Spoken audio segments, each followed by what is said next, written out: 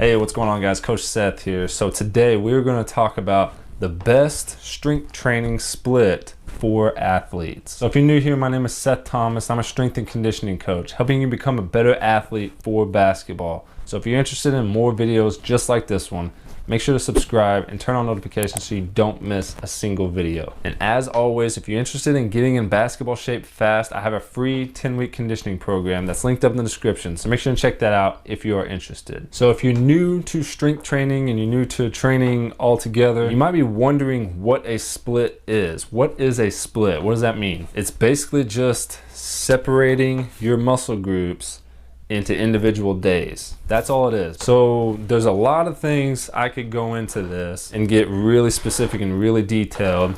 I'm not gonna talk too much about vertical training, conditioning, or speed, agility, quickness. We're just focusing on strength training for today. So I'm kind of looking at it as if you are a beginner, because if you're a beginner, I would never throw someone into a vertical training program and just start jumping and whatnot right out the gate.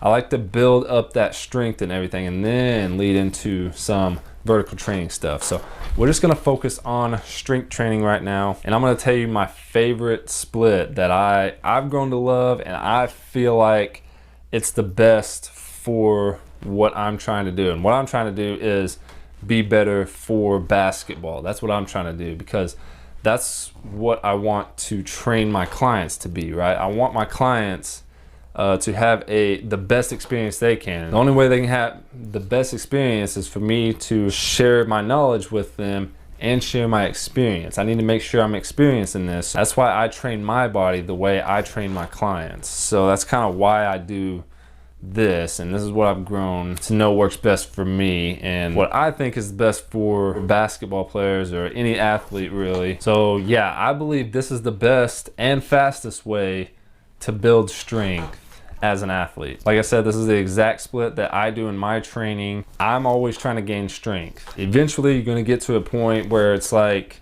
it doesn't matter, because we are playing basketball. We don't need to squat 500 pounds. That's not necessary for what we're trying to do.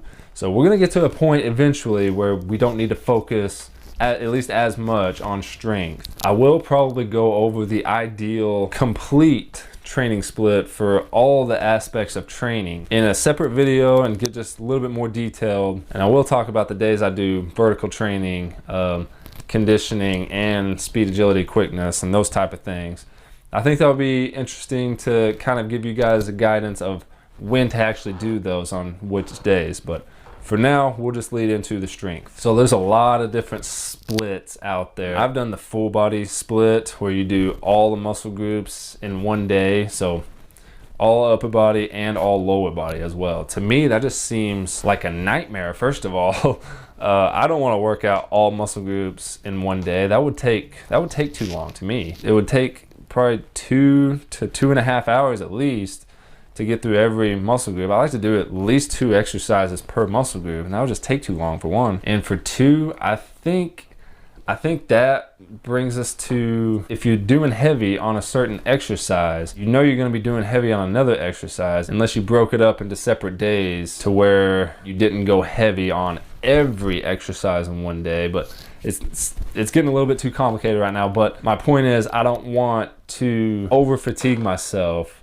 in one exercise and then go to this exercise and then be drained. Whenever you do these big compound movements, you're trying to up your strength in that. So you want to be fresh. You want to have that energy so you can increase the weight. But if you're doing every single muscle group in one day, that's going to be way too taxing on the body, and you're probably not going to gain enough strength in certain areas. Things are going to get overlooked. So I definitely think you should at least separate upper body and lower body. I would actually be okay with that split. That's not what I do, but I think upper body in one day would be just fine. It's not quite as bad as full body, but it would still take a little bit too long, for my taste at least, to get through all the exercises I'm trying to get through for that particular day. For the lower body, it would be fine. There's only a few exercises I like to do for the lower body as far as compound strength building movements. So I think the upper body and lower body split is better than the full body split, but I still wouldn't lean towards it in my opinion. And then you got the bro split. The bro split is just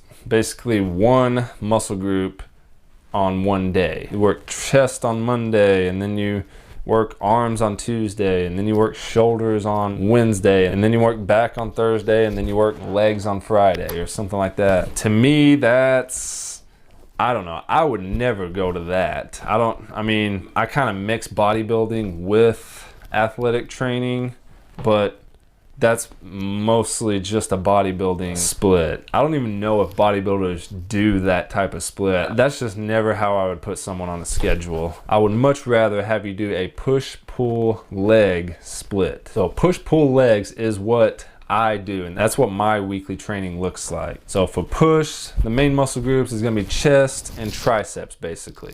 Those are the things that I focus on. So I do bench press on push days. I do dips on push days. Sometimes I do overhead press.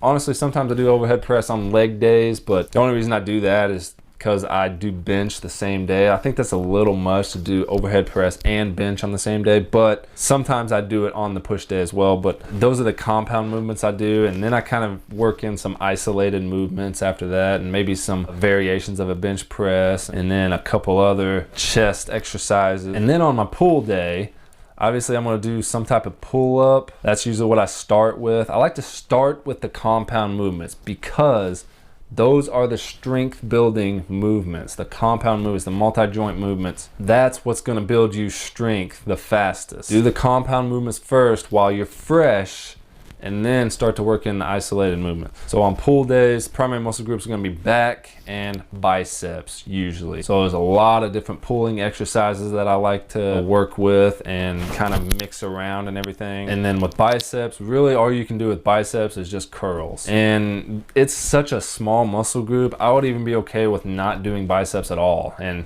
honestly, if I'm programming for somebody, I probably won't have them do any bicep curls or anything like that. That's something they can probably do on their own or whatever. And then we have leg day. Obviously squats, deadlifts, lunges, those are these compound movements I like to work on. I really don't up the weight or anything on lunges. That's more of a filler exercise for me. But squats, I always focus on weight and focus on the number of with squats. Now keep in mind, if you're a beginner, just be very, very careful with these. Make sure you have the form down properly before you start adding any weight whatsoever. And same thing with deadlifts. I like to do a couple different variations of that and just focus on upping the weight each week. So 3 days of my training split, and a lot of the times I only do 3 days a week. I try to get 4 to 5, maybe even 6 days. As far as strength training goes, working your muscle groups twice a week is gonna be ideal. So if you can do this training split, that's 3 days. If you can do every muscle group twice, obviously that's gonna be 6 days and then 1 day of rest. I know it's a lot to ask, but that's gonna be the best and fastest way to build strength. So I hope this was helpful, guys. Let me know if you have any questions, but if you haven't already, make sure to subscribe and turn on notifications so you don't miss a single video, and I'll see you guys next time.